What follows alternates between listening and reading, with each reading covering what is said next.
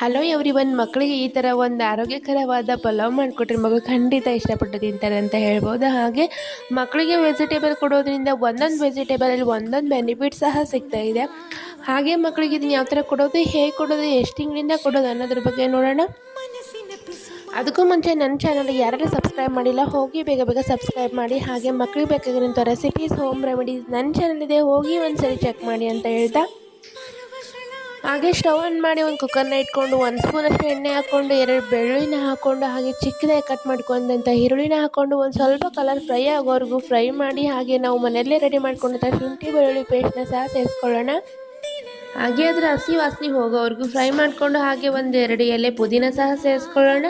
ಹಾಗೆ ಮನೆಯಲ್ಲಿರುವಂಥ ತರಕಾರಿ ಸಹ ಹಾಕೊಳ್ಳೋಣ. ಹಾಗೆ ಒಂದು ಟೊಮೊಟೊ, ಒಂದು ಬೆಂಡೆಕಾಯಿ, ಹಾಗೆ ಸ್ವಲ್ಪ ಕೊತ್ತಂಬರಿ ಪೇಸ್ಟ್ನ ಸಹ ಸೇರಿಸ್ಕೊಳ್ತಾ ಇದ್ದೀನಿ. ಹಾಗೆ ನಾನಿವಾಗ ಕ್ಯಾರೆಟು ಮತ್ತು ಬೀಟ್ರೂಟ್ನ ತುರಿದ್ಬಿಟ್ಟು ಹಾಕ್ತಾ ಇದ್ದೀನಿ. ನಮ್ಮನೇಲಿ ಯಾವ್ಯಾವ ತರಕಾರಿ ಇದೆ ಅನ್ನೋದ್ರ ಬಗ್ಗೆ ನೋಡಿಕೊಂಡು ನಾವು ಅದನ್ನು ಹಾಕ್ಕೊಳ್ಬೋದು.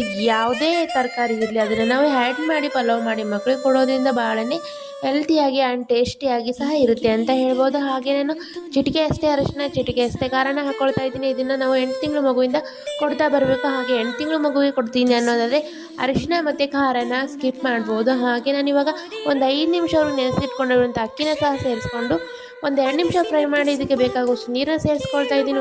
2-3 ವಿಸಿಲ್ ಬಂದರೆ ಸಾಕು, ಸ್ಮೂತಾಗಿ ಬೆಂದಿರುತ್ತೆ. ಹಾಗೆ ನಾವು ಮಕ್ಕಳಿಗೆ 8 ತಿಂಗಳಿಂದ ಕೊಡ್ತೀನಿ ಅನ್ನೋದಾದರೆ ಇದನ್ನು ಸ್ಮ್ಯಾಶ್ ಮಾಡಿ ಕೊಡಿ. ಹಾಗೆ ಇಲ್ಲ 1.5 ಇಯರ್ ಮಕ್ಕಳಿಗೆ ಕೊಡ್ತೀನಿ ಅನ್ನೋದಾದರೆ ಇದನ್ನು ಹಾಗೆ ಮಕ್ಕಳಿಗೆ ಸರ್ವ್ ಮಾಡೋದ್ರಿಂದ, ಹಾಗೆ 1 ಸ್ಪೂನ್ ತುಪ್ಪನ ಹಾಕಿ ಮಕ್ಕಳಿಗೆ ಕೊಡೋದ್ರಿಂದ ಬಹಳನೇ ಬೆನಿಫಿಟ್ಸ್ ಇದೆ. ಹಾಗೆ ಮಕ್ಕಳು ಹೆಲ್ತಿಯಾಗಿರ್ತಾರೆ, ಹಾಗೆ ಹೆಲ್ತಿಯಾಗಿ ವೇಟ್ ಗೇನ್ ಆಗ್ತಾರೆ ಅಂತ ಹೇಳ್ಬೋದು. Thank you for watching. Bye.